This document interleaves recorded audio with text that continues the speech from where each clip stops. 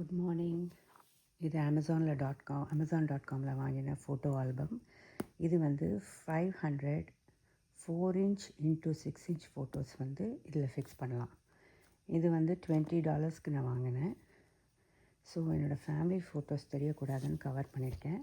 ஒரு இதில் 5 ஃபோட்டோஸ் வைக்கலாம். ஸோ இது வந்து 500 ஃபோட்டோஸ், ஃபேமிலி ஃபோட்டோஸ் வந்து இதில் ஃபோனில் நம்ம எல்லா ஃபோட்டோஸும் ஸ்டோர் பண்ணி வச்சுருக்க முடியாது இல்லையா. ஸ்டோரேஜ் ஆக்குப்பை பண்ணனால ஃபோட்டோஸ் எடுத்துகிட்டு இந்த மாதிரி ஆல்பம் வந்து க்ரியேட் பண்ணலாம். இதில் வந்து நான் 250 ஃபோட்டோஸ் இது பண்ணியிருக்கேன். இன்னும் நிறைய இருக்குது ஓப்பன் பண்ணி பார்க்குறதுக்கு. இப்போ இது வந்து ஃபோனில் ப்ரௌஸ் பண்ணி பார்க்கும்போது ஒரு ப்ரைஸ் காமிக்கும், அதே கம்ப்யூட்டரில் பார்க்கும்போது ஒரு ப்ரைஸ் காமிக்கும். நான் வந்து வாங்கும்போது $20.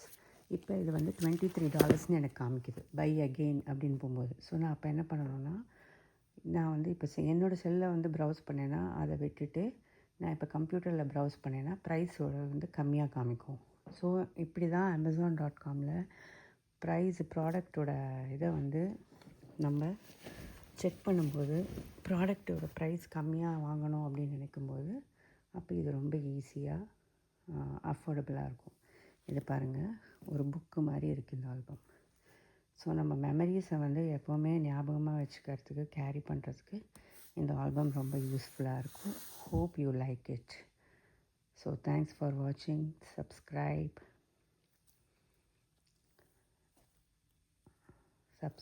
அண்ட் லைக் பண்ணுங்கள்.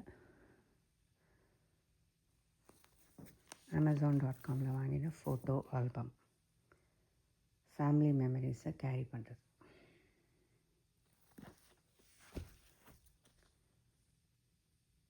Thank you so much. Thank you.